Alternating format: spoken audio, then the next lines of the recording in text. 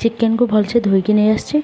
Chicken रे हलदी लुण तेल पकईकी ताकू मैरिनेट करी किछ समय पे रखी नबा।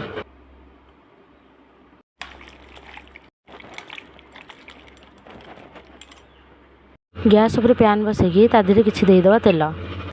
एबे आलूटा भाजी हो गलानी। किछि गोटा मसला देकी पियाज भाजी नबा। एबे हमर पियाज को टिके भलसे लाल हवा पर्यंत भाजीबा। पियाज हमर हेई आसलानी। मसला को भलसे कषिबा। तापरे आम अदा रसुण पेस्ट को देदबा।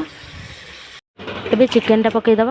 तापरे आम आलू पकईकी आपको भलसे कषि आधे आम चिकेन मसला और गरम मसला को पकईकी भलसे गोले। देखो किसी नड़िया मुझे कोरी नहीं चलतु।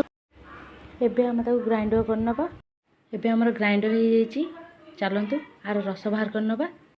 नड़िया रस को मुझे बाहर कर नहीं। तापर आम आलू पकईकी आपको भलसे कषि नड़िया रसटा आम आधे देदबा। आधे आम चिकेन मसला और गरम मसला को पकईकी भलसे गोले आम आधे पानी ऐड कर नहीं कि समय सिझापी छाड़दबा। कि बास्ना पूरा जबरदस्त। देखो आमर ए चिकेन तरकारी प्रस्तुत हो गला। नड़िया रस दिया चिकेन तरकारी। आपण मैंने भी एमती रेसिपी घरे तैयारी करंतु आउ आर मजा उठांतु। एबे गरम गरम सर्व करदबा चिकेन तरकारी।